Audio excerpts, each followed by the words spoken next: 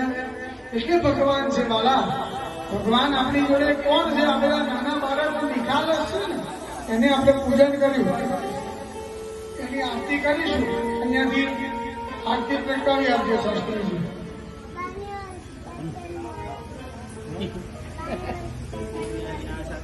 પરમ દિવસે ગોવર્ધન લીલાનો મહોત્સવ છે. દરેક જણા કાલે પોતપોતાનું નામ અહીંયા નોંધાવજો કે અમે ભગવાનની ગોવર્ધન લીલામાં કંઈક બનાવીને લાવીશું.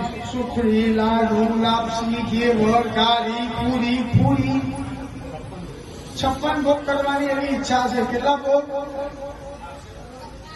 કરવા છે? તમે બધા સાથ સહકાર આપશો ને?